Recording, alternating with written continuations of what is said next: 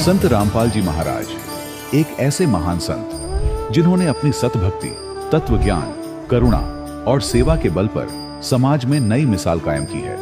संत रामपाल जी महाराज की अगुवाई में उनके सभी सतलोक आश्रमों से समाज कल्याण के अद्भुत कार्यों ने समाज को सुनहरे भविष्य की एक नई उम्मीद दिखाई है।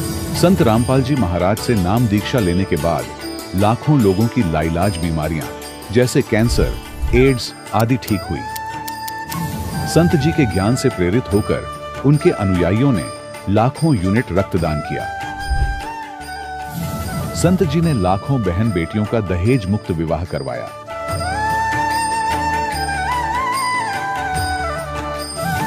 संत जी ने लाखों लोगों का नशा छुड़वाया, करोड़ों उजड़े परिवार बसे। संत जी के आश्रमों में समागम के दौरान निःशुल्क नेत्र चिकित्सा, दंत चिकित्सा प्रदान की जाती है। संत रामपाल जी महाराज द्वारा समय समय पर पर्यावरण संरक्षण के उद्देश्य से बड़े स्तर पर वृक्षारोपण किया जाता है। संत जी ने जरूरतमंदों को तत्काल राहत पहुंचाने के लिए एम्बुलेंस सेवा शुरू की। संत जी अपने अनुयायियों को देहदान के लिए प्रेरित करते हैं, जिससे मानवता की सेवा और चिकित्सा क्षेत्र में सुधार हो सके। संत रामपाल जी महाराज के सभी आश्रमों में हर रोज निःशुल्क भंडारा आयोजित किया जाता है, जहां हर वर्ग, हर जाति और हर धर्म के लोग एक साथ बैठकर भोजन करते हैं।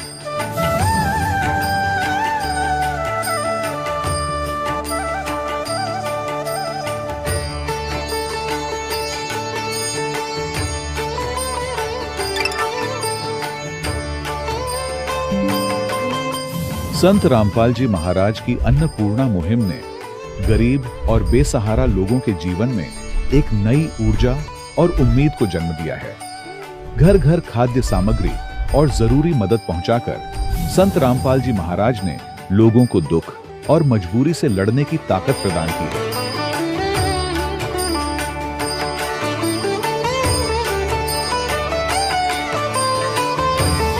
संत रामपाल जी महाराज द्वारा गरीब लोगों के लिए घर बनवाने का अद्भुत कार्य एक ऐसी मिसाल कायम कर रहा है जो सदियों सदियों संत जी की उदारता और दया भावना के तौर पर जाना जाएगा।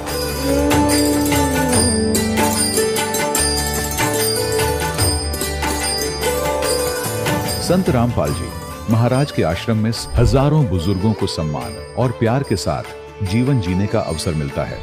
उनके खाने, रहने और स्वास्थ्य की पूरी जिम्मेदारी संत रामपाल जी महाराज उठाते हैं।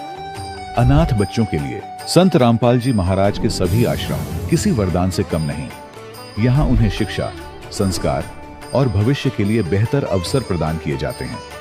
चाहे बाढ़ हो, भूकंप या महामारी, संत रामपाल जी महाराज और उनके अनुयायी हमेशा ही जरूरतमंदों के लिए सबसे आगे खड़े रहते हैं। कोविड महामारी के दौरान संत रामपाल जी महाराज के आश्रमों से करोड़ों लोगों के लिए भोजन, दवाइयां और जीवन रक्षक सामग्रियां उपलब्ध कराई गई। चाहे गरीब की मदद हो या किसी शोषित और पीड़ित वर्ग के हक और सम्मान की लड़ाई, संत रामपाल जी महाराज ने हमेशा ही उनकी दबी आवाज को सरकारों तक पहुंचाया है और उन्हें उचित न्याय दिलवाने में अहम भूमिका अदा की है। समाज में आध्यात्मिक और सामाजिक मूल्यों के प्रति जागरूकता लाने में संत रामपाल जी महाराज हर कदम पर मानवता के सच्चे सेवक साबित हुए हैं। संत रामपाल जी महाराज का जीवन हमें सिखाता है कि सच्ची सेवा वही है जो निस्वार्थ भाव से की जाए।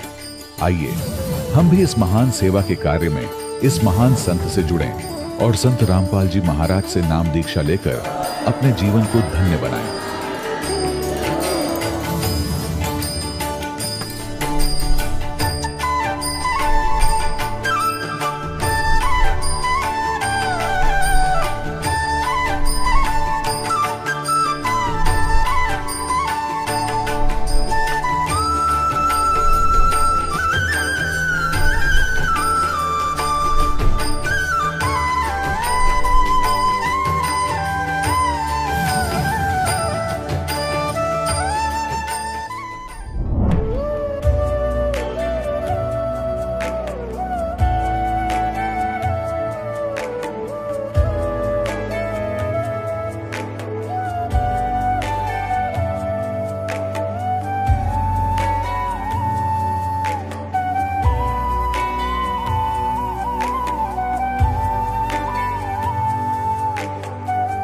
गीता में अर्जुन को स्वयं भगवान कह रहे हैं कि उस परमेश्वर की शरण में जा, उसके लिए उन संतों के पास जा जो तत्वदर्शी हो।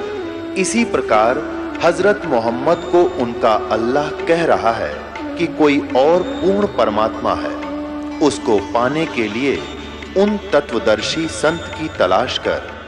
वो प्रभु कौन है, ये जानने के लिए कृपया अवश्य सुनिए जगत गुरु तत्वदर्शी संत रामपाल जी महाराज के अमृत वचन। सत साहिब दर्शकों, मनुष्य अपने कष्टों का निवारण करवाने के लिए कभी देवी देवताओं के दरवाजे खटखटाता है तो कभी धर्म गुरुओं के, लेकिन अक्सर उन्हें निराशा ही हाथ लगती है। ऐसी ही कहानी है रूमित कुमार साहू जी की, जो भिलाई छत्तीसगढ़ के रहने वाले हैं। रूमित जी पहले सभी देवी देवताओं की पूजा किया करते थे और इन्होंने दामाखेड़ा कबीर पंथ से भी नाम दीक्षा ली हुई थी। लेकिन दर्शकों, इनके जीवन में ऐसा क्या हुआ कि इन्होंने एक कबीर पंथी संत को त्याग कर दूसरे कबीर पंथी संत की शरण ग्रहण की, यानी संत रामपाल जी महाराज से नाम दीक्षा ले ली। आइए जानते हैं रूमित जी की कहानी उन्हीं की जुबानी। नमस्कार सर। नमस्कार सर। सर क्या नाम है आपका? मेरा नाम रूमित कुमार साहू है। मैं भिलाई, जिला दुर्ग, छत्तीसगढ़ से आया हूँ। रूमित कुमार जी, संत रामपाल जी महाराज से आप कब जुड़े? बंदी छोड़ जगत गुरु तत्वदर्शी संत रामपाल जी महाराज जी ने मुझे अपनी शरण में 12 फरवरी 2013 में लिया था। रूमित कुमार जी, क्या काम करते हैं आप? Sir, currently I am working as assistant professor at university एंड मैं एक रिसर्च स्कॉलर भी हूँ। गवर्नमेंट यूनिवर्सिटी से मेरी पीएचडी वर्क भी चल रही है। सर, संत रामपाल जी महाराज से नाम दीक्षा लेने से पहले आप क्या भक्ति साधनाएं करते थे? सर, इसके बारे में तो मैं आपको थोड़ा विस्तार से बताना चाहूँगा कि भक्ति साधना ऐसी थी सर कि मन में एक चाहत ही, या एक बोले तड़प बोलते हैं, जैसे परमात्मा जो हैं सदगुरु रामपाल जी महाराज सत्संग में बताते हैं कि हमें जो मनुष्य जन्म मिला हुआ है उसमें हमें किसी न किसी भक्ति की चाह रहती है। तो उसी के तहत कहिए जो हम भक्ति करते थे, तो हमारे घर में हम कबीरपंथ से बिलोंग करते थे। तो वहाँ पे दामाखेड़ा वाले भी हो गए, अभिलाष दास जी जो पारकी संत जिनको बोलते हैं, उनसे भी हमारे घर में आना जाना रहता था, हमारे घर में वो रुकते थे। तो मैं ये सोचता था कि यार ऐसी भक्ति कैसे हो सकती है जिसमें हमें मोक्ष मिलेगा। तो सर इसी चक्कर में मेरी मम्मी, हमारे घर में बहुत अच्छा भक्ति का माहौल था। मेरे पिताजी भी थे, मेरी माता जी, हम लोग हर हफ्ते आस्था चैनल ये सब में कोई भी भागवत कथा आती थी उसको भी सुनते थे। देवकीनंदन ठाकुर जी हो गए, किरीट महाराज जी हो गए, मुरारी बापू जी की राम कथा हो गई। तो ये सब सुनने के साथ हमको ये तो पता चलता था कि कोई एक ऐसे स्थान है, शाश्वत स्थान है जहाँ पे हम पहुँच सकते हैं, जिसके बाद इस 84 लाख योनियों से हम मुक्ति पा सकते हैं। तो वो मुक्ति कैसे मिलेगी, इसी फेर में सर हमारे साथ ऐसा हुआ कि हमारे एक फूफा जी हैं, वो उन्होंने बताया कि आसाराम बापू जी रायपुर में आ रहे हैं, नाम दीक्षा सेंटर है, मतलब वहाँ पे एक विधि होगी, उसके हिसाब से बच्चे और सभी लोगों को नाम मिलता है। तो सर वहाँ पे हमको सरस्वती मंत्र मिला, क्योंकि वो एक ऑप्शन दे देते हैं, 7 मंत्र रहता है जिसमें आप कोई भी एक मंत्र चूज़ कर सकते हैं। तो मैंने उनकी भी साधना की, 3 साल 3.5 साल हुए, उसको भी मैंने साधना की। उसके बाद मैं फिर दादा भगवान फाउंडेशन है जो अहमदाबाद में है, वहाँ पे निरुमा हैं और दीपक भाई हैं, उनसे भी हमने वहाँ से भी ज्ञान लिया, वहाँ पे मैंने किया 2-2.5 साल। बट सर वो जो एक अल्टीमेट क्वेश्चन था ना कि मोक्ष कैसे मिलेगा, उन्होंने ये तो बता दिया कि हम जगत में कैसे रहें, जगत में हमें कैसा व्यवहार करना चाहिए, वो तो हमें समझा चुके थे, पर हमें ये समझ में नहीं आ रहा था कि हम एक्जैक्टली करें क्या जिससे हमें मोक्ष मिल जाए। तो सर ये तो था, ये मेरा साइड बाय साइड चल रहा था, बट मन में ऐसा लगता था कि नहीं, मुझे हनुमान जी भी पसंद थे तो मैं उनकी भी भक्ति करता था। ऐसा नहीं कि मैं सिर्फ अट्रैक्ट था, मुझे लगता था कि नहीं, मुझे कुछ ना कुछ तो करना है। और इसी चक्कर में मैं, मतलब आप समझ लीजिए कि मैं सोमवार को शिव जी के भी व्रत रख लेता था, कभी कभी एकादशी आया तो कृष्ण जी के भी रख लेता था, मंगलवार तो फिक्स था हनुमान जी के नाम से, और गुरुवार को साईं बाबा के यहाँ, मतलब कॉलेज से जैसे ही मैं घर आता था तो शाम वाली आरती या सुबह वाली आरती मैं अटेंड करता था। और वहाँ मेरी एक प्रैक्टिस थी कि वहाँ जो गर्भगृह होता है वहाँ पे मैं बैठ जाता था साधना लगाने के लिए, कि अगर आप हैं मालिक, मतलब आप कहीं भी हैं इस दुनिया में, कहीं भी हैं, तो मैं इतना भटक रहा हूँ, मतलब मेरे को क्वेश्चन का आंसर क्यों नहीं मिल रहा है, मतलब मैं बचपन से हूँ, कोई विकार भी नहीं दे रखे हैं, जबकि मैं उस टाइम इंजीनियरिंग का स्टूडेंट भी था।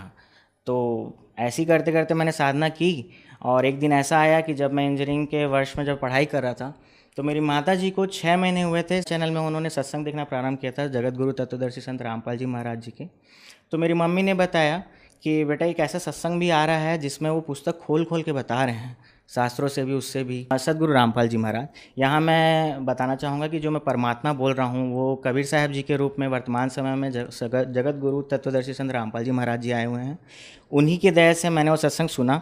उस समय मैं ज़्यादा मतलब उनसे अट्रैक्ट नहीं हुआ था, मतलब मुझे उतना इंटरेस्ट नहीं आया था। तो हुआ क्या कि मम्मी ने मुझे बताया, बेटा देखो तुम इतनी व्रत साधना करते हो, तो इसमें लिखा है कि अध्याय 6 के श्लोक नंबर 16 में बताया है कि व्रत उपास नहीं करना चाहिए। और गुरुजी का मैंने सत्संग सुना तो उसमें मैंने देखा कि वो बोलते हैं कि अगर आप व्रत उपास करते हो, अगर किसी के पिताजी हैं, तो क्यों चाहेगा कि उनका बेटा भूखे रहे, नंगे पाँव पहाड़ी चढ़े, कठोर साधना करे। तो ऐसा कोई पिताजी नहीं चाहेगा। मैं बोला बात तो एकदम सही है। अट्रैक्ट किया मुझे ये पॉइंट कि भाई व्रत उपास भी करना जरूरी नहीं है, उसके बगैर भी भक्ति हो सकती है। फिर उन्होंने सर ऐसा हुआ कि एक प्रमाण क्या, हम तो एक प्रमाण सोचते हैं और किसी के पीछे चल देते हैं, उन्होंने तो 100 प्रमाण दे के रखे हुए हैं। तो सर ऐसा करते हुए क्या होता है कि एक दिन हमारी मम्मी ने ऑर्डर कर दिया SMS करके ज्ञान गंगा पुस्तक घर में आती है। और संयोग ऐसा बनता है सर कि मैं ऐसे तो पुस्तक पढ़ता नहीं था क्योंकि मैं एक एवरेज स्टूडेंट था, बट मैंने सिर्फ उसकी भूमिका पढ़ी और उसमें एक सृष्टि रचना है पृष्ठ नंबर 22 में। तो मैंने बोला यार इसमें लिखा क्या है, पहले किसी बुक का एक सिलेबस पढ़ते हैं। तो मैंने पढ़ते हुए देखा तो मुझे बहुत सारे क्वेश्चन के आंसर मिल गए उसमें। तो फिर मम्मी और हमारे नाना जी भी उसी समय मरणासन स्थिति में थे, तो उनके साथ प्रेरणा हुई, हम लोग सब बरवाला गए 2013 में। और आश्रम में जब हम एंट्री लेते हैं तो मतलब ऐसा लगता है कि 9 बज गया, क्योंकि मैंने पहले भी कई आश्रम में जा चुका हूँ। मेरी नानी जी राधा स्वामी पंथ में थी, तो वहाँ जब मैं जाता था तो वहाँ पे भी प्रसाद के लिए पैसे लिए जाते थे, दादा भगवान में भी पैसे लिए जाते थे, आश्रम बापू जी के यहाँ भी माला लेने के लिए भी 5 रुपये देना पड़ता था, मतलब पूरा टोटल कॉस्ट बैठता था उसमें। पर सदगुरु रामपाल जी महाराज जी के आश्रम में जैसे ही हम एंटर किए, मतलब वहाँ पे ऐसी व्यवस्था थी भगत जी, मैंने आज तक कभी ऐसी व्यवस्था नहीं देखी है। इतनी साफ़ सफाई, इतना बड़ा पंडाल, मैट्रेस का हमको सोचा कुछ बुकिंग करानी पड़ती होगी, जबकि वहाँ पे सर हम पहुँचे थे रात के 10 बजे और हमें पूरी सुविधा दी गई सतलोक आश्रम बरवाला में। सर मैंने संत रामपाल जी महाराज जी से 12 फरवरी 2013 को नाम दीक्षा ली थी। सर संत रामपाल जी महाराज से नाम दीक्षा लेने के बाद श्रद्धालुओं को बहुत लाभ होते हैं, तो क्या आपके साथ भी कुछ ऐसा हुआ? हाँ सर, लाभ तो बहुत हुए हैं। परमात्मा तो ऐसे हैं सर कि पल पल लाभ मिलते हैं। मैं इंजीनियरिंग में पढ़ाई कर रहा था, बहुत सारे हमारे सीनियर थे उस समय, ऐसे बोलते तो नहीं हैं पर उन लोग क्या है ऑफ़र करते हैं कि आप ड्रिंक करिए, ये करिए, स्मोक करिए, जवानी के दिन हैं तो ये सब करिए। सर मैं आपको रियल फैक्ट बता रहा हूँ, पहले से भी परमात्मा ने मेरे को ऐसा कुछ, मतलब जो पहले भी मैं करता था तो मेरे को नशा विकार नहीं थे। तो सर ये लाभ तो मेरे को पहला लाभ हुआ कि मैं किसी विकार में नहीं धंसा उस समय, मालिक की दया से, अर्थात सदगुरु संत रामपाल जी महाराज जी की दया से। उसके बाद ऐसा हुआ सर कि मैं एवरेज स्टूडेंट था, मैंने सोचा था खाली BE कंप्लीट कर लूँगा, फिर कोई भी छोटी मोटी जॉब करके अपने घर में रहूँगा और काम करते रहूँगा। पर मालिक की दया ऐसी प्रेरणा हुई कि उसके बाद मुझे लगा कि अब गवर्नमेंट एग्ज़ाम की तैयारी मैं कर ही रहा था, साथ ही साथ PG डिप्लोमा भी किया कंप्यूटर एप्लीकेशन में। वहाँ भी सर मैं कॉलेज में सेकंड आया, मतलब पूरे कॉलेज में जितने स्टूडेंट थे मैं सेकंड आया। तो ये मेरे लिए एकदम किसी आश्चर्य से कम नहीं था। कहाँ मैं एकदम एवरेज 65% वाला स्टूडेंट और कहाँ मैं अचानक से 75 के आसपास आके खड़ा हो गया हूँ, कॉलेज में टॉप करने लग जा रहा हूँ। तो मुझे ऐसा लगा कि ये सब खेल तो सिर्फ परमात्मा सदगुरु रामपाल जी महाराज ही कर सकते हैं। तो सर मेरा ऐसा था कि मैंने MBA का एग्ज़ाम जस्ट यूं ही दे दिया था, सिर्फ परमात्मा को याद करके, परमात्मा को मुझे MBA करना तो है, कैसे भी करके करवा दो कहीं भी अच्छे से एडमिशन। तो परमात्मा की दया से पहली काउंसलिंग में मुझे कॉलेज मिल गया, पहले सीट में मुझे मिल गया वहाँ पे, पहले बैच में, पहली काउंसलिंग में। तो वहाँ पे मैंने जब लिया subject master of business administration बोलते हैं, उसमें 2 स्पेशलाइजेशन थे मेरे, marketing and human resource. College का नाम sir Bhilai institute of technology Durg है और वो सेंट्रल इंडिया का टॉप रैंक 5 नंबर पे आता है, ऐसा एक सेंटर है। और वो सेल्फ फाइनेंस इंस्टीट्यूट है, जिसको आप सर सर्च करेंगे तो आपको ईजिली उसके बारे में डिटेल्स मिल जाएगी, BIT दुर्ग के नाम से। तो सर वहाँ पर मैंने MBA किया। MBA करने के बाद सर वहाँ पर ऐसे ही होता है कि मतलब मैं कुछ करता नहीं था, बस क्लास में जाता था, परमात्मा का नाम लेता था और ऐसी प्रेरणा हुई थी कि मैं 1 ही महीने में अपने अध्यापकों का एकदम प्रिय छात्र बन गया था। मुझे नहीं पता कि कहाँ से मैं इतना हो गया था, जबकि कोई मेरे 10-12 के परसेंटेज पूछता तो यार ये तो एवरेज स्टूडेंट है, क्या मतलब इसको कोई बोल्ड वोल्डनेस नहीं है। पर मेरे जो टीचर्स थे, मेरे मेंटर्स थे, फैकल्टी थे, वो सब मुझे लाइक करने लगे थे। और उसके बाद तो सर एक सिलसिला ही चालू हो गया, हर महीने कोई कॉम्पिटिशन होती थी, उसमें अरे किसी को नहीं भेजना है, रोमित को भेज दो। रोमित को भेज दो, इंग्लिश डिबेट है चाहे कुछ भी है या क्विज कंपटीशन है वो कर दो। ऑटोमेटिक सर वहाँ पे अगर होता भी था स्क्रीनिंग तो उसमें मेरा सिलेक्शन हो जाता था। और इसी के फलस्वरूप सर लास्ट ईयर में यूनिवर्सिटी कंपटीशन हुई थी, उसमें मुझे ही भेजा गया था बिना स्क्रीन किए हुए। और सर मालिक की इतनी बड़ी दया थी बंदी छोड़ परमात्मा की कि मतलब मैं वहाँ पे फर्स्ट आया था और यूनिवर्सिटी लेवल पे मैंने फर्स्ट आया और सब तो इतने खुश हुए थे। उसी के साथ मुझे बेस्ट स्टूडेंट का भी अवार्ड मिला वहाँ पे। सर ये फ़ायदे थे। और एक फ़ायदा और मैं आपको बताना चाहूँगा, सभी लोगों का मूल उद्देश्य होता है कि भाई हम इतनी महंगी डिग्री कर रहे हैं MBA, तो हमें कुछ लाभ मिले, लाभ अर्थात हमें जॉब मिल जाए लास्ट में। तो सर ऐसा हुआ कि उस साल हमारे कैंपस में उतनी कंपनियां नहीं आई थी, तो हम लोग ने क्या किया था कि पूल कैंपस होता है सर एक, जिसमें हम जाते हैं, डिफरेंट कॉलेजेस के स्टूडेंट्स आते हैं, तो वहाँ पे हमें कैंपस सिलेक्शन के लिए फ़ाइट करना होता है। तो मेरा एप्टी रीजनिंग राउंड भी बढ़िया गया और सर लास्ट में ऐसा हुआ कि मेरे पास 3 ऑफ़र लेटर थे। मालिक की दया से मेरे हाथ में ऑप्शन थी कि मुझे कौन सा जॉब चूज़ करना है। तो सर ये फ़ायदे थे। और वर्तमान में तो मैं PhD कर ही रहा हूँ, क्योंकि वो भी मेरा फर्स्ट राउंड में नेट क्वालिफाइड हूँ सर। मैं असिस्टेंट प्रोफेसर के लिए मैं नेट क्वालिफाइड हूँ। ये भी मालिक की दया से हुई है। जैसे ही मैंने नौकरी के साथ साथ मैंने वो एग्ज़ाम क्लियर किया ना, तो सब लोग बोलते कोचिंग करनी पड़ेगी, पैसे देने पड़ेंगे, स्टडी में। मैंने सर वो जॉब की है, मैंने MNC कंपनी है जिसका हेडक्वार्टर टेक्सास अमेरिका में है और रायपुर ब्रांच में मैंने उसका काम किया है एज अ रिसर्च एनालिस्ट। तो वहाँ पे मैं काम करते करते मेरे पास जितना समय बन पड़ता था, मालिक की दया से मैंने वो एग्ज़ाम भी क्वालिफाई कर लिया एक अटेम्प्ट में। और उसके बाद मुझे प्रोफेसरशिप के लिए खुद से कॉल आने लग गए। तो सर वर्तमान में मैं असिस्टेंट प्रोफेसर भी हूँ और मैं गवर्नमेंट यूनिवर्सिटी में PhD स्कॉलर भी हूँ। सर एक और लाभ मैं आपको बताना चाहूँगा, जो प्रमुख लाभ है मेरा, शायद मैं आज आपके सामने ये इंटरव्यू भी नहीं दे पा रहा होता, क्योंकि मेरे साथ ऐसा होता, मैं सुबह गाड़ी से जा रहा था और सडन पता नहीं कैसे एक गाड़ी वाले ने ओवरटेक किया और मैं थोड़ा सा डिसबैलेंस हो गया और वहाँ पे थोड़ी सी रेती पड़ी हुई थी, तो मेरी गाड़ी एकदम स्किड खा गया। और वो हाईवे था सर, रायपुर जाने वाली हाईवे। तो वहाँ पे क्या होता है कि मैं जैसे ही जाता हूँ तो उसमें गिर जाता हूँ और वहाँ पे एक मील का पत्थर है और जस्ट मैं उसके पहले पता नहीं मैं कैसे गिरा हूँ, परमात्मा बंदी छोड़ सदगुरु रामपाल जी महाराज जी ने दया करी कि मुझे चेहरे छाती कहीं पे भी कोई चोट नहीं हुआ, सिर्फ मेरे पाँव के नीचे हिस्से में ही सिर्फ चोट आई थी। और डॉक्टर ने बोला कि आपका तो सिर्फ एक ही स्टिच में काम हो गया ना, तो आप जिस हिसाब से आप गिरे हो उससे तो आपके सिर में भी बहुत चोट आनी थी। और मैं जानता हूँ, मेरे परमात्मा जानते हैं कि उस दिन शायद मेरी मृत्यु हो जानी थी, क्योंकि अगर मैं सिर के बल लगा टकराता उस पत्थर से तो शायद बहुत सीरियस इंजरी होती। और सर एक वर्तमान में भी अभी इसी साल की बात है, मेरे हाथ में अकड़न हो गई थी, मतलब सॉर्ट ऑफ कि जैसे मैं कुछ कर ही नहीं पा रहा, मतलब ऐसी हालत हो गई थी सर कि मैं ग्लास भी नहीं उठा पाता था, पानी के लिए, खाना खाने के लिए भी दिक्कत हो रही थी। और उसी सब महीने में मेरे एग्ज़ाम अनाउंस होने वाले थे, PhD की जो कोर्स वर्क एग्ज़ाम होती है वो अनाउंस होने वाली थी। तो मैंने सोचा कि अब कैसे दूंगा एग्ज़ाम, तो मैंने सोचा कि अभी मैं कहीं जाना भी नहीं चाहता और कहीं मैं जा भी नहीं सकता, लॉकडाउन लगा हुआ और रेड जोन में थे। मैंने परमात्मा से दंडवत की, जोत जलाई और बोला परमात्मा देखो, मैं तो किसी डॉक्टर को नहीं जानता, आप ही हमारे लिए सबसे बड़े डॉक्टर हो, और जब आपके हाथ में मैंने अपनी गाड़ी सौंप दी है तो फिर मुझे और किसी पे भरोसा भी नहीं है। मगर जी वो दिन था और उसी हफ्ते में 3-4 दिन बाद ऐसा हुआ कि मतलब मैं हाथ मेरे प्रॉपर चलने लग गया, मैंने राइटिंग प्रैक्टिस की, मैं लिख भी पा रहा था।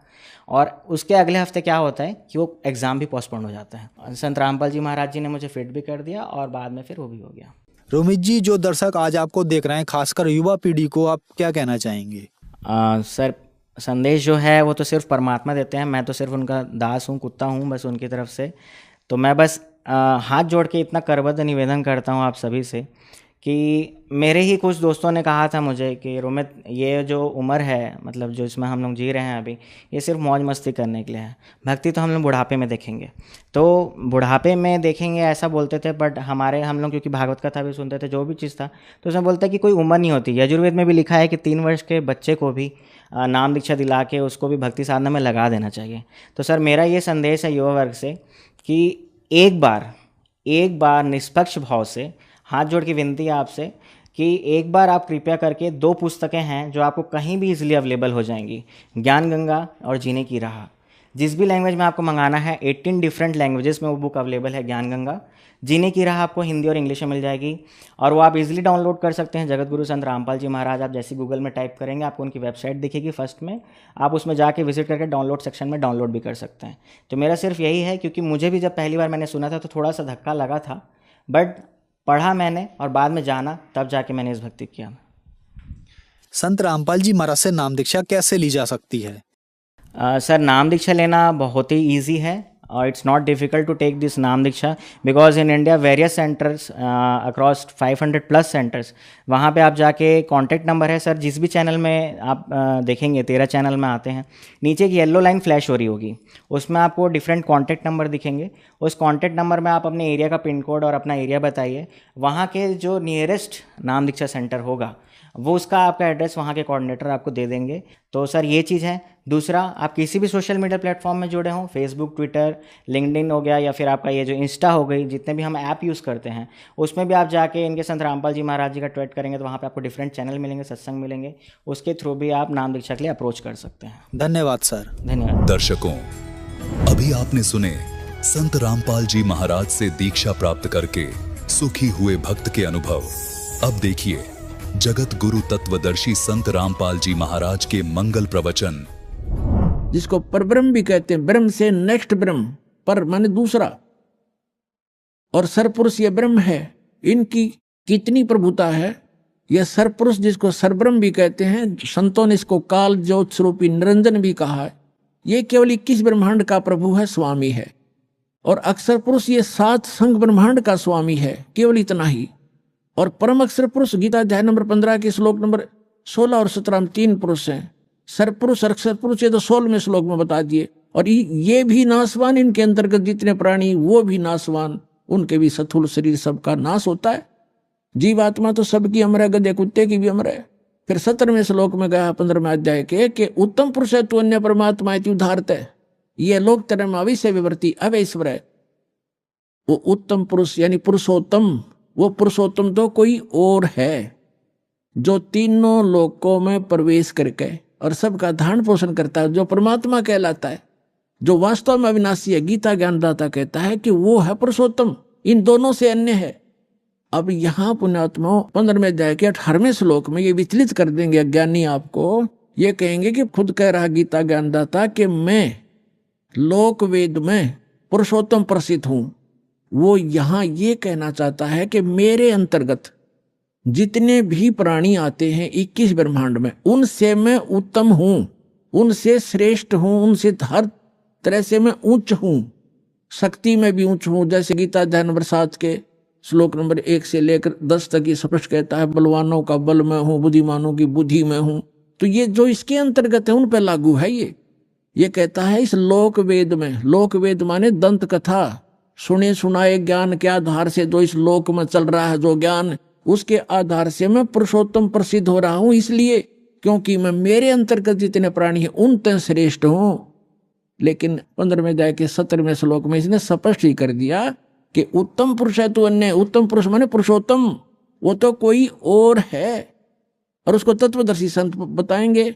और वो तीनों लोकों में प्रवेश करके सबका धारण पोषण करता है। वो अविनाशी भगवान है, अपना तो जन्म मृत्यु बताता है, और वास्तव में वो परमात्मा कहलाता है। परमात्मा का अर्थ होता है श्रेष्ठ आत्मा, जो दुख नहीं देवा, केवल सुख सुख देता है। तो ये सुख सागर है परमात्मा। कबीर जी अमर पुरुष, सतपुरुष, परम अक्षर पुरुष। तो यहाँ गीता अध्याय नंबर 8 के श्लोक नंबर 5 और 7 में गीता ज्ञानदाता कहता है कि मेरी साधना कर। 8वें अध्याय के 13वें श्लोक में इसने बता दिया मेरा तो ओम एक अक्षर है, नथिंग एल्स। और इसकी भक्ति करने से ओम से मिलने वाली परम गति मिलेगी। वो क्या मिलेगी? ब्रह्म लोक जाएगा। 8वें अध्याय के 16वें श्लोक में लिखा है ब्रह्म लोक में गए हुए प्राणी भी जन्म मृत्यु में आते हैं। तो ये कहता है कि 8वें अध्याय के 5 और 7 में कि मेरी भक्ति करेगा मुझे प्राप्त होगा, लेकिन युद्ध भी करना पड़ेगा। तो जहां युद्ध है वहां शांति कहाँ? अब फिर ये बताता 17वें अध्याय के 23वें श्लोक में कहा है कि सच्चिदानंद घन ब्रह्म यानी परम अक्षर ब्रह्म के पाने का 3 मंत्र का जाप है। ओम तत्सत। ओम तो सरपुरुष का, तत् और सत ये सांकेतिक। इस दास के अतिरिक्त इस विश्व में किसी के पास ये मंत्र नहीं है। परमात्मा की दास से दास पर रजा हुई है। ये कोड वर्ड है। तत् है ये सांकेतिक शब्द है, ये अक्षर पुरुष का है। और सत भी सांकेतिक है, ये परम अक्षर पुरुष यानी परम अक्षर ब्रह्म का है। तो यहां स्पष्ट कर दिया कि उस परम अक्षर ब्रह्म के प्राप्ति के लिए 3 मंत्र के जाप की साधना करनी है आपने। साधना अन्य वस्तु होती है, पूजा अन्य होती है। जैसे हमारा इष्ट है जल, हमने जल प्राप्त करना, जल का पता लग गया पृथ्वी के अंदर है, तो हैंड पंप लगाना पड़ता है। हैंड पंप, ऊपर फिर उसके पाइप बोकी लगाना, फिर ऊपर मशीन लगाना, हैंड पंप, ये सारी जो व्यवस्था है, ये उपकरण प्रयोग करने पड़ेंगे, साधना करनी पड़ेगी हमने उस उपास्य यानी इष्ट को प्राप्त करने के लिए, जल को प्राप्त करने के लिए। ये मंत्र हमारे पूज्य नहीं है, इन मंत्रों से हमें वो पूज्य वस्तु प्राप्त होगी, ये साधना है, ये मजदूरी है हमारी। तो यहां अभी तक ये कबीर पंथी यहां मार खा गए, इन मंत्रों को इन्होंने अवॉइड कर दिया कि तक काल के मंत्र हैं, ओम भी काल का फलाना। अरे हमने पानी जल प्राप्ति के लिए जो साधना प्रयोग करनी है वो चाहे लोहे की है, तो उस लोहे की वस्तु बिना वो जल ना मिल रहा है। इसी प्रकार ये जो मंत्र हैं ये अभी तक किसी का समझ में नहीं आए थे। उन महापुरुषों ने छोड़कर जिनको भगवान मिले, उन्होंने तो स्पष्ट किया है कि वही गुरु पूरा कहा हुआ, दो दो अक्षर का भेद बतावे। नानक साहब जी कहते हैं, जय तू पढ़िया पंडित बिन दो अक्षर दो नामा, परमति नानक एक लंघाए जय कर सत समावा। दो अक्षर का तो सतनाम है, एक ये सार नाम है, इनसे हट कर है। ओम और तत् मिलकर सतनाम बनता है दो अक्षर का। इसकी श्वास और उश्वास से साधना करनी होती है, और सत जो है वो सार नाम है, वो अलग है। इन सब की साधना करनी पड़ती है। 17 में जाके 23वें श्लोक में श्रीमद् भगवद गीता में गीता ज्ञानदाता बता रहा है कि सच्चिदानंद घन ब्रह्म के पाने का केवल ओम तत्सत ये 3 मंत्र के जाप का निर्देश है, नथिंग एल्स, और कोई नहीं। निर्देश माने फाइनल डायरेक्शन, इसके अतिरिक्त कुछ नहीं। अब यहां 8वें अध्याय के 5 और 7 में तो अपने विषय में बता दिया कि मेरी साधना करेगा मुझे प्राप्त होगा, लेकिन युद्ध करना पड़ेगा। तो युद्ध करना जहां पड़ गया वहां शांति कहा। फिर 8वें अध्याय के 8, 9, 10 3 मंत्रों में स्पष्ट किया गीता ज्ञानदाता ने कि उस परम अक्षर ब्रह्म की भक्ति करोगे तो उसी के पास जाओगे। उसकी साधना का मंत्र बता ही दिया, वो ओम तत्सत। तत् और सत ये सांकेतिक है, ये खुद नहीं जानता गीता ज्ञानदाता। उसके लिए 4थे अध्याय के 32 और 34 में स्पष्ट कर दिया है मंत्र में कि जो सच्चिदानंद घन ब्रह्म परम अक्षर ब्रह्म स्वयं आते हैं यहाँ पर, वो काल पुरुष, और अपने मुख कमल से यथार्थ ज्ञान और यथार्थ भक्ति विधि बताते हैं। उसके अंदर विस्तार से कही गई है वो धार्मिक अनुष्ठानों की जानकारी, यज्ञों की। यज्ञ माने धार्मिक अनुष्ठान, साधनाएं। उसको जानने के बाद साधक फिर पूर्ण मोक्ष प्राप्त कर जाता है। उसके लिए तत्वदर्शी संतों के पास जाने के लिए गीता ज्ञानदाता कहता है। इसे सिद्ध है कि गीता ज्ञानदाता न तो तत्व ज्ञान से परिचित, और तत्व ज्ञान गीता ज्ञानदाता से अन्य है, और वो तत्वदर्शी संत भी अन्य है। तो वो ये दास है, रामपाल दास, आज विश्व में इस तत्व ज्ञान से परिचित।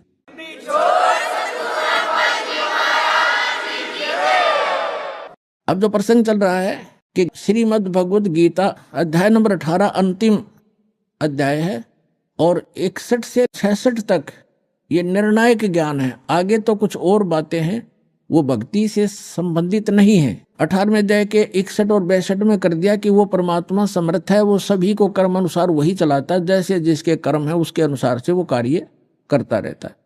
और उस परमेश्वर की शरण में जाने से ही परम शांति को प्राप्त होगा, सनातन परम धाम में चला जाएगा, जहां जाने के बाद साधक फिर लौटकर कभी संसार में नहीं आते। फिर क्या बता 18वें अध्याय के 63वें श्लोक में कहा है गीता ज्ञानदाता ने कि अर्जुन, ये गीता रूपी ज्ञान ये बहुत गुप्त से गुप्त ज्ञान है जो आज मैंने तेरे से कह दिया। अब तेरी मर्जी, तेरी इच्छा है, जैसा चाहे वैसा कर। मेरी शरण में रहना है तो युद्ध कर, उठा हथियार, और उसकी शरण में जाना है तो उसके लिए तत्वदर्शी संत की खोज कर ले। ये गुप्त से गुप्त ज्ञान मैंने तुझे बता दिया। 18वें अध्याय के 64वें श्लोक में गीता ज्ञानदाता तुरंत कहता है कि एक गुप्त से गुप्त ज्ञान और बताऊं, फिर सुन कि जिस 18वें अध्याय के 62वें श्लोक में जिस परमेश्वर की शरण में जाने को मैं तुझे कह रहा हूं, वो मेरा भी इष्ट देव है, वो मेरा भी पूज्य है। ये और गुप्त से गुप्त भेद बता दिया। अब 18वें अध्याय के 63वें श्लोक में स्पष्ट कर ही दिया कि ये गीता रूपी ज्ञान अति गुप्त से गुप्त मैंने तुझे बता दिया। और कहता है एक और गोपनीय से भी गोपनीय बताता हूं 18वें अध्याय के 64वें श्लोक में कि यही मेरा भी पूज्य देव है, इष्ट देव है। इष्ट में असी दृढ़म, ये पक्कम पक्का, नो डाउट। फिर 18वें अध्याय के 65वें श्लोक में कहा कि अर्जुन, यदि मेरी शरण में रहना है तो मैं पक्का वायदा करता हूं, मेरा सिमरन कर, मुझे नमस्कार कर, मुझे प्राप्त होगा। 18वें अध्याय के 66वें श्लोक में फिर फैसला दे दिया कि यदि तूने मेरी शरण में रहना है, तो पहले बता चुका हूं, उसकी शरण में जाना है तो सर्वधर्मान परित्यज्य माम एकम शरणम व्रज। यहां इन अनाड़ी अज्ञानियों ने व्रज का अर्थ आना किया है, जबकि व्रज का अर्थ जाना होता है। अब ये क्या कहते हैं कि अर्जुन, सर्वधर्मान परित्यज्य माम, मेरे सतर की सभी पूजाओं को छोड़कर मेरी शरण में आ जा।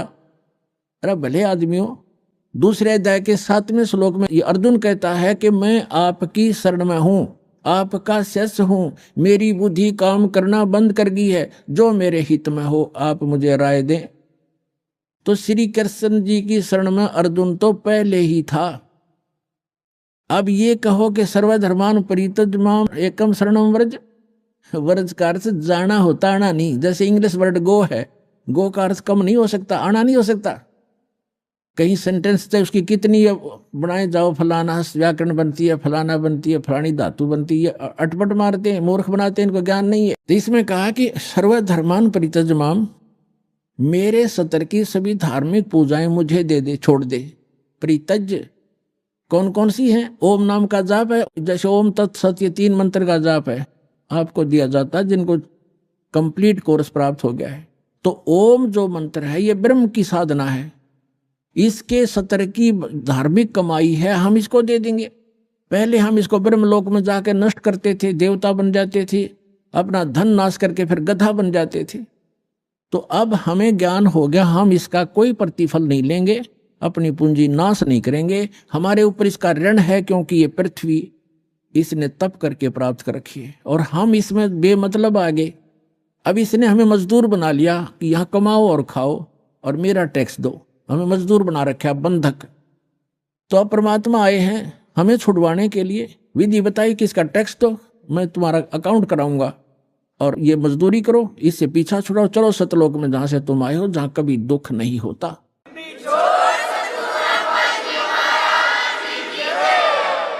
तो हम क्या करेंगे? सर्वधर्मान परित्यज्य माम, इसका विधान है ये खुद कहता है कि मेरे सतर की पूजा मुझे दे दे, इसका प्रतिफल मत ले। और एकम शरणम व्रज, एकम माने अद्वितीय, जिसके बराबर दूसरा ना हो, यानी सर्वशक्तिमान परमात्मा की शरण में जा। व्रज माने जाना होता, आना नहीं होता। अहम तवा सर्व पापे भो मोक्षामि मा शुच। अब ये कहता फिर मैं तुझे सब पापों से मुक्त कर दूंगा, तू चिंता मत कर, आपे कर देगा। जब हम इसका ऋण दे देंगे, ये मांगे कि हमारे, ये अपने खुश हम अपने खुश। तो जब तक हम ऋणी थे, मजदूर थे इसके, तो ये हमें कोई नाच नचा रहा था, हमने नाचना पड़ा था।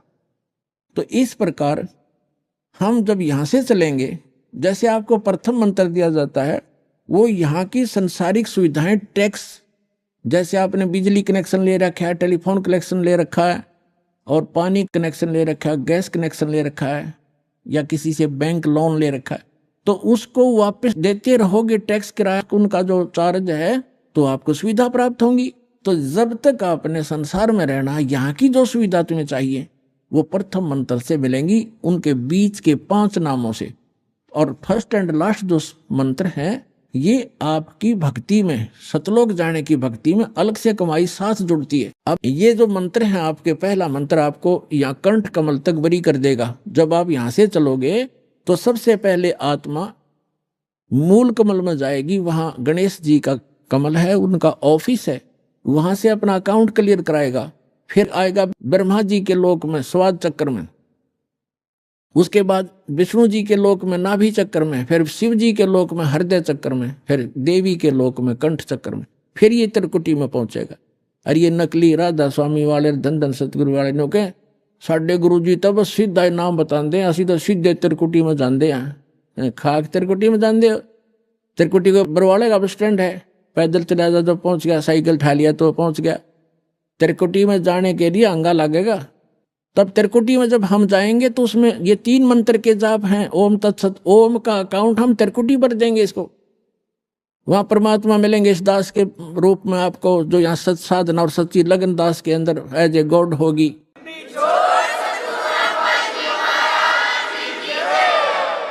तो उसको लेकर के परमात्मा जाएगा इस धर्मराज के दरबार में, जो यहाँ का न्यायाधीश है, और उसको ये गीता अध्याय नंबर 18 का श्लोक नंबर 66 यानी ये विधान कोड करेगा। ये दास आपका वहां वकील बनेगा। कबीर साहब कहते हैं, कर लो गुरु वकील मुकदमा भारी है, ये कर लो गुरु वकील मुकदमा भारी है। यानी गुरु का रोल यहां से लेकर लास्ट तक चलेगा, करेगा भगवान लेकिन निमित्त दास रहेगा। 18वें अध्याय की 66 में संविधान की धारा वहां रखी जाएगी कि सर्वधर्मान परित्यज माम एकम शरणम व्रज, ये पकड़ो तुम्हारा विधान है। और ये सारी ओम सतर की जो पूजा अपनी ये पकड़ो, इनकी अकाउंट क्लियर करो। इससे हम 11वां द्वार पार कर जाएंगे। 11वां द्वार पार करके हम प्रवेश करेंगे जब वहां अक्षर पुरुष का लोक आएगा। 7 संग ब्रह्मांड है, उससे पार होने का जो हमने किराया देना है, वहां से उसका साधन हमें मिलेगा और उसके प्रतिफल में हम इस तत्व मंत्र की कमाई उसको देंगे। वो हमें 12वें द्वार में जा छोड़ेगा। 12वां द्वार पार करके हम सतलोक चले जाएंगे। वहां जाकर फिर कभी लोग लौट कर संसार में नहीं आएंगे। बोलो सतगुरुदेव।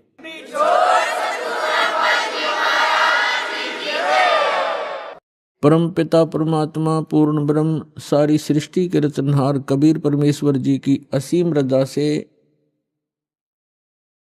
आप सभी पुण्यात्माएं सत्संग सुनने के लिए उपस्थित हुए।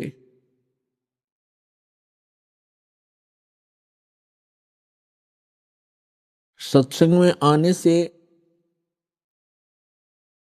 जीव को पता चलता है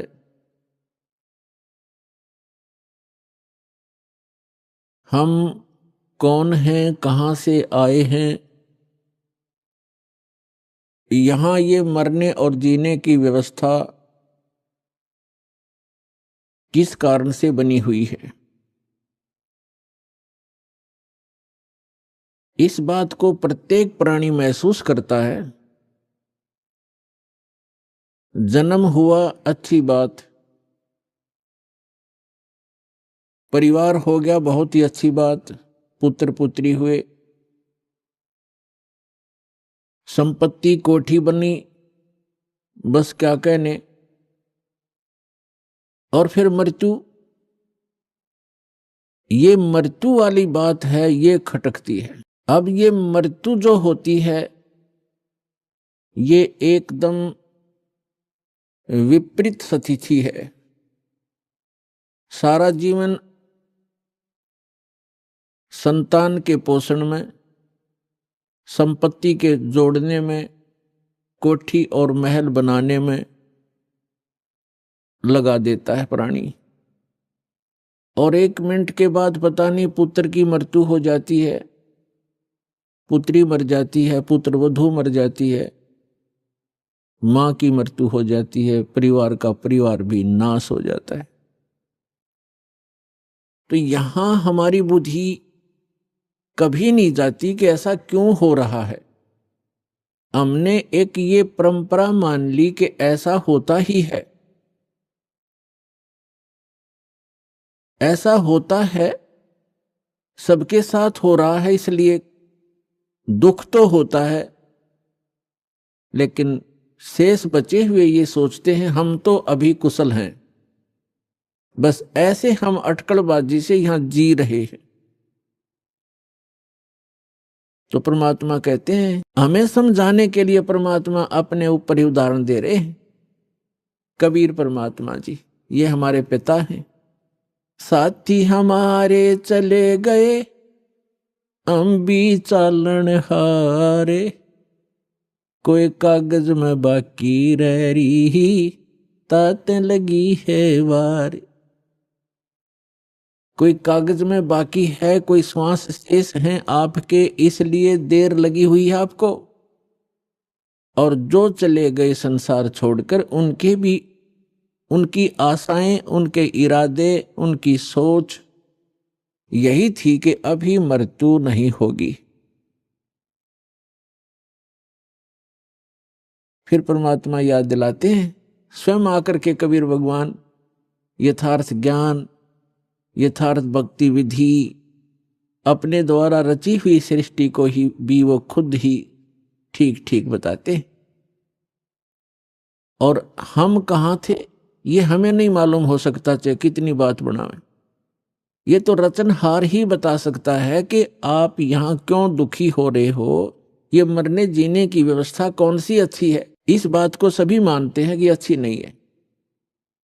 इसलिए परमात्मा हमें जगाना चाहते हैं, यथार्थ ज्ञान हमारे हृदय में उतारना चाहते हैं, पहले ये बता करके कि जिस व्यवस्था में आप व्यवस्थित हैं और जिन क्रियाओं में आप तत्पर हैं, यदि आप परमात्मा की साधना भक्ति नहीं करते हो, मोक्ष प्राप्ति का प्रयत्न नहीं कर रहे हो, तो ये क्रियाएं तो पशु पक्षी भी कर रहे हैं। तो मानव शरीर की क्या आवश्यकता थी, जिसमें परमात्मा ने अच्छी सोच दी है, बुद्धि दी है, और समय पर गर्मी सर्दी प्राकृतिक आपदाओं से बचने की व्यवस्था भी हम कर सकते हैं। जैसे गर्मी से बचने के लिए कोई झोंपड़ी महल मकान बना सकते हैं, इतनी बुद्धि भगवान ने दी है। समय पर आहार करने के लिए हम पूर्व संग्रह कर लेते हैं, अन्न इकट्ठा कर लेते हैं, और गर्मी सर्दी से बचने के लिए भी हम कोई झोंपड़ी महल बना लेते हैं। इसका उद्देश्य क्या है? इसका उद्देश्य ये है, इन सब सुविधाओं को परमात्मा ने इसलिए दिया है कि आप प्राकृतिक आपदाओं से डिस्टर्ब ना हो सकें और भक्ति करते रहें। जैसे परमात्मा की प्राप्ति में ये आत्मा उसी समय से व्याकुल है जिस समय से ये उस परम पिता के उस सुखमय सथल से, उस सतलोक से, अमरलोक से बिछुड़ कर आई है, उस परम पिता से दूर हुई है। उसी दिन से इसको आभास हो गया है कि जो सुख मैं छोड़ के आया हूं वो यहां नहीं है। उसकी खोज में फिर ये अपनी अटकलबाजी से, जीव सोच से सोचने लगता है, प्रयत्न करता है। जैसे कोई निर्धन है, वो सोचता है कि धनवान सुखी होंगे, धन में सुख होगा, और धनी व्यक्ति को सौपन में भी सुख नहीं होता। पुण्यात्माओं, निर्धन को तो ये बात जचे नहीं कि धनवान सुखी नहीं, लेकिन किसी धनवान यानी मायाधारी से मिलकर देखना, उसके ऊपर कितनी समस्याओं का पहाड़ होगा, आप सोच भी नहीं सकते। जहां माया है वहां शीतलता नहीं हो सकती, जहां भट्ठी अग्नि की तप रही हो वहां शीतलता नहीं हो सकती। ये माया अग्नि की भट्ठी है, इसके निकट बैठकर प्राणी कभी भी शीतलता महसूस नहीं कर सकता। धनी व्यक्ति सोचते हैं कि राजा लोग सुखी होंगे, राजा को सुख सौपन में भी नहीं होता। आपको ऐसा लगता है जैसे इसके आगे पीछे बड़ी सेना चलती है, बड़े बड़े अधिकारी सलूट लगा रहे होते हैं, ये महासुखी होगा, कारों में चलते हैं। सपने में भी सुख नहीं है इनको, क्योंकि हमने सुख का पता ही नहीं जो सुख होता है। राजा लोग समझते हैं कि ऊपर के ये देवता लोग सुखी होंगे स्वर्ग आदि में। स्वर्ग के देवता सोचते हैं इंद्र सुखी होगा, जो देवराज है, देवताओं का राजा है। और देवराज सोचता है कि ब्रह्मा विष्णु महेश सुखी हैं। ब्रह्मा विष्णु महेश कहते हैं हम स्वप्न में भी सुख नहीं हमारे को। आपने भगवान विष्णु की कथा पढ़ी होगी, बहुत बार सुनाई है, देवी भागवत प्रथम स्कंद में खुद स्वीकार करते हैं श्री विष्णु जी, ब्रह्मा जी को बता रहे हैं कि मैं अधिकतर समय में तप करता हूं और तप से अपने बैटरी चार्ज करके सिद्धियां प्राप्त करके फिर राक्षसों के साथ युद्ध करता हूं। कभी मुश्किल से कोई समय मिलता है तो लक्ष्मी के साथ सुखपूर्वक समय बिता पाता हूं। तो खाक सुख है यहां पर।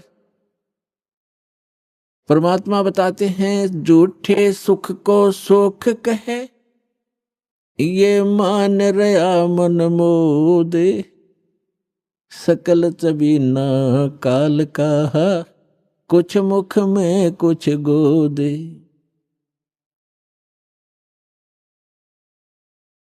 इस झूठे सुख को सुख कहे, ये मान रहा मनमोद। कौन से झूठे सुख को? एक व्यक्ति बता रहा था कि मेरे एक कन्या ने जन्म लिया, जन्म से उस कन्या के गुदा स्थान नहीं था।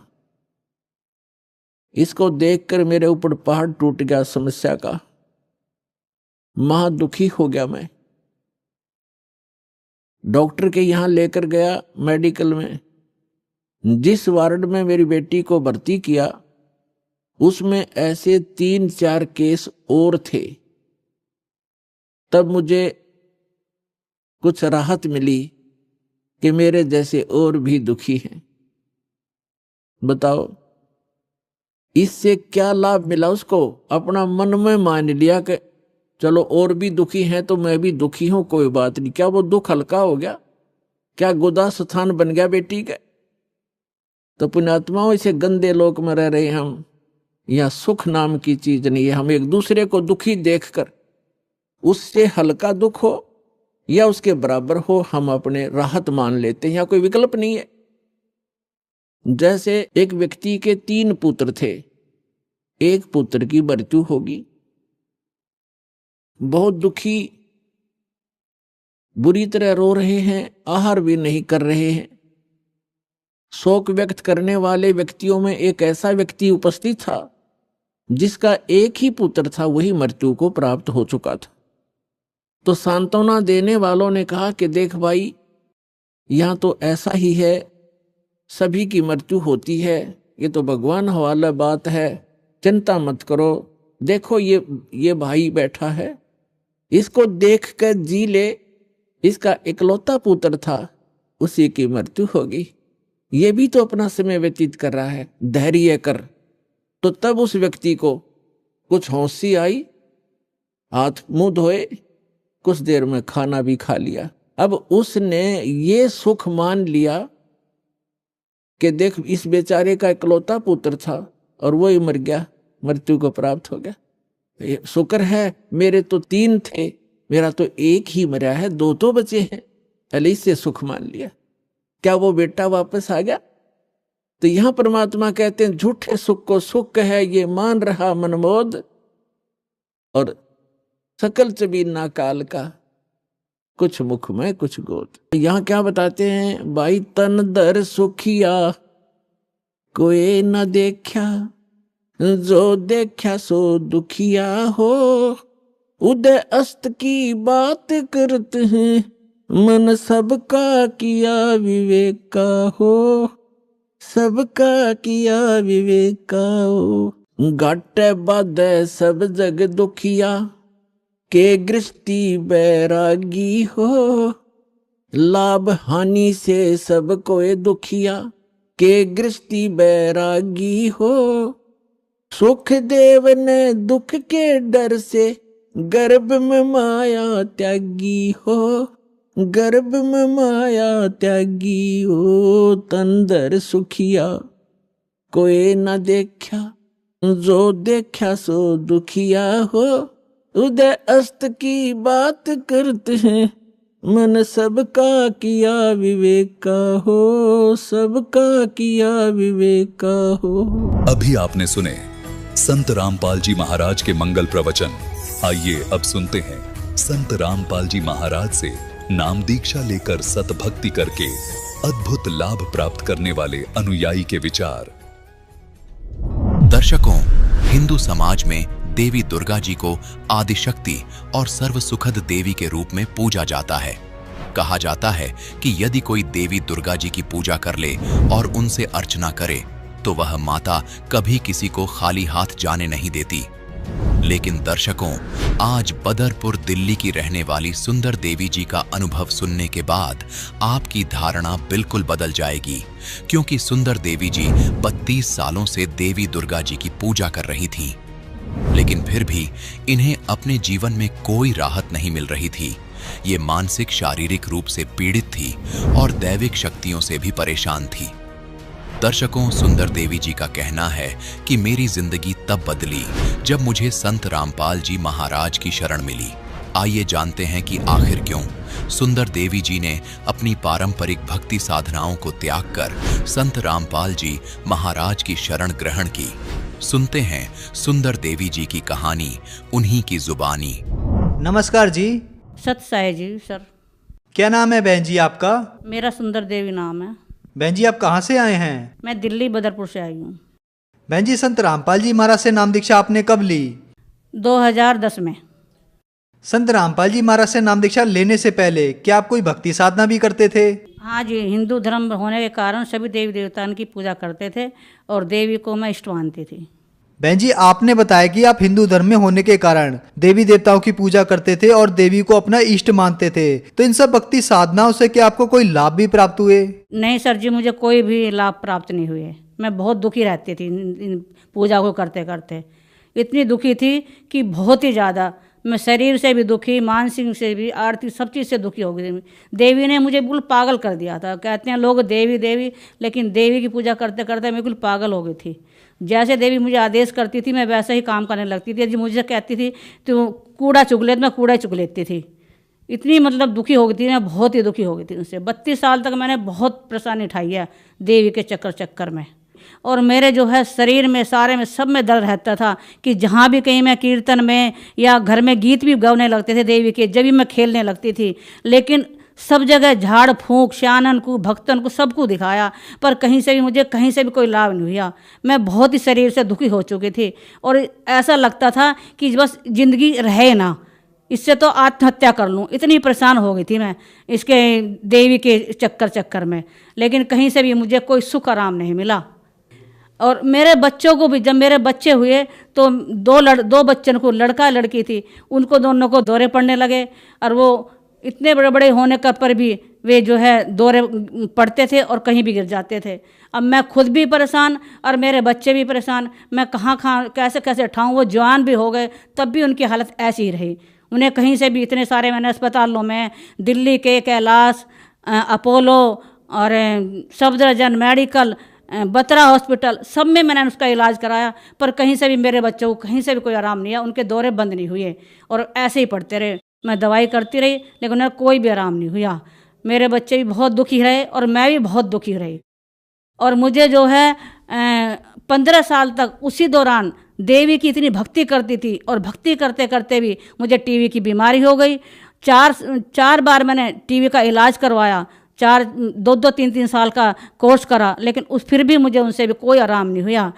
बहन जी आपने बताया कि आप देवी दुर्गा की पूजा करती थी, उनको अपना इष्ट मानती थी और उनकी भक्ति से आपको कोई लाभ नहीं हुए, बल्कि परेशानियां ही परेशानियां रहीं। आपका पूरा जीवन दुखमय बीता और आपने 32 साल तक दुख उठाए। आपको टीबी की बीमारी हो गई, 15 साल तक आपको टीबी की दवाई खानी पड़ी, लेकिन उससे आपको कोई राहत नहीं मिली। इसके अलावा आपके दोनों बच्चों को मिर्गी के दौरे पड़ने लगे और आपने अपना मानसिक संतुलन खो दिया।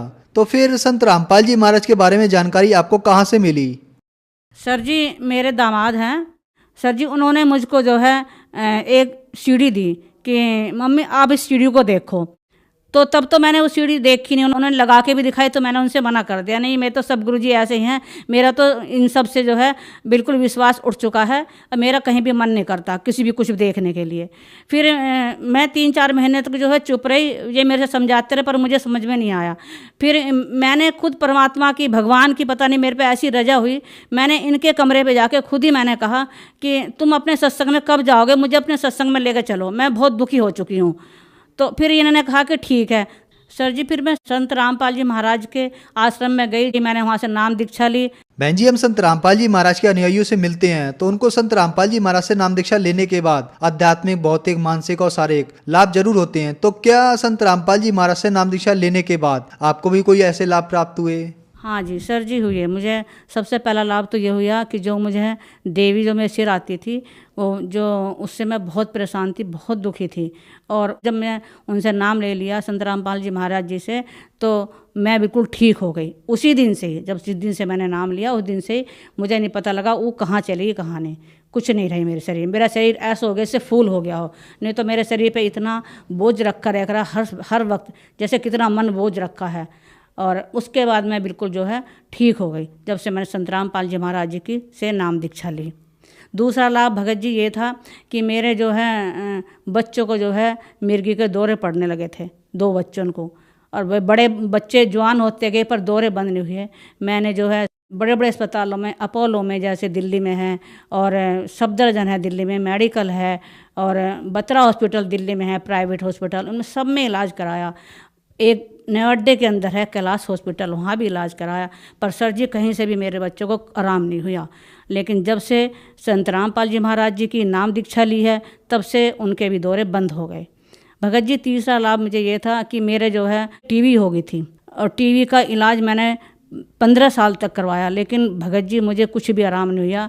टीबी की दवाई खाते खाते ही मेरा जो है डॉक्टर ने कह दिया कि तुम्हारे जो है पसली में गांठ बन गई है पस की। फिर मैंने इसका इलाज करवाया और उसमें डॉक्टर ने बोल दिया इसका तो मतलब इमरजेंसी ऑपरेशन होएगा। तो मैं उस ऑपरेशन को करवाना नहीं चाहती थी, लेकिन डॉक्टर ने लिख दिया आज इन्हें एडमिट कर दो और आज इनका ऑपरेशन करना है कल ही।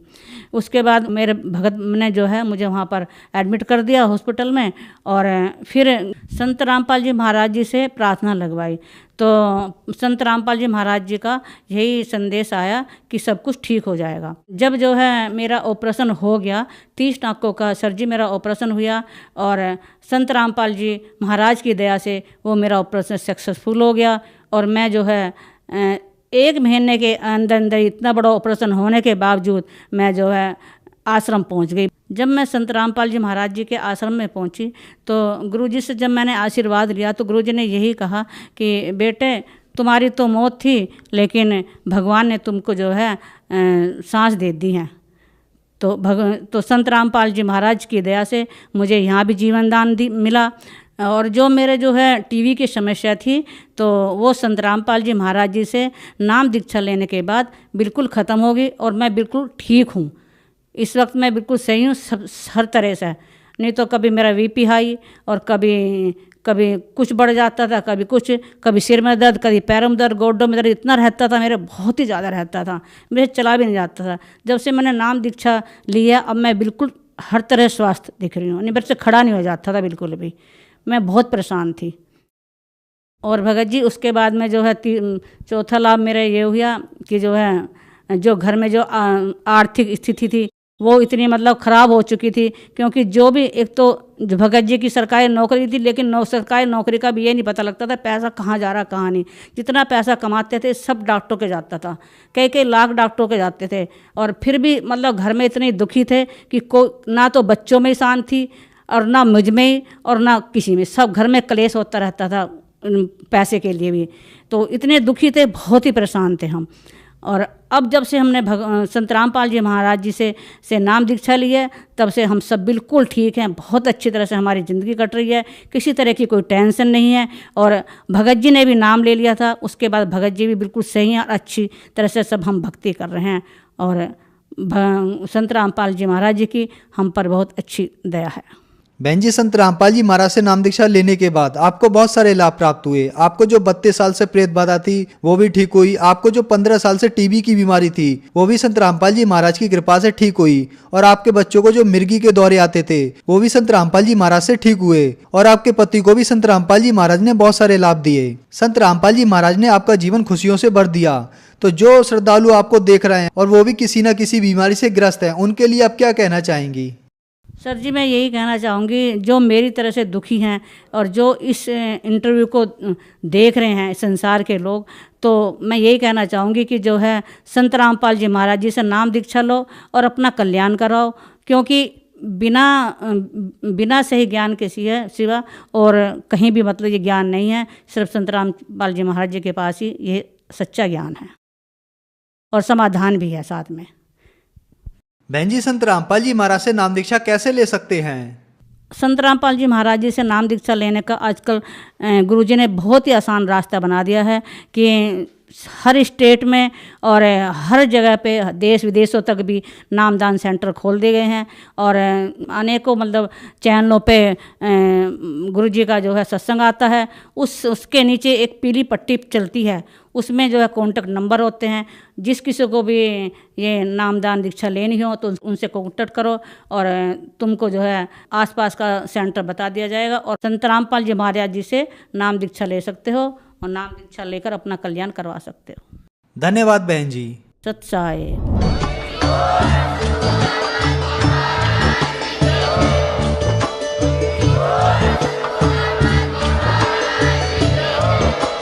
आप सुन रहे थे जगत गुरु तत्वदर्शी संत रामपाल जी महाराज जी के मंगल प्रवचन। अधिक जानकारी के लिए विजिट कीजिए हमारी वेबसाइट www.jagatgururampalji.org। संत रामपाल जी महाराज जी के शुभ आशीर्वाद से पूरे विश्व भर में 500 से भी ज्यादा नाम दीक्षा केंद्र हैं, जिन पर संत रामपाल जी महाराज जी द्वारा ऑनलाइन निशुल्क नाम दीक्षा दी जा रही है। अपने नजदीकी नाम दीक्षा केंद्र का पता करने के लिए संपर्क करें 82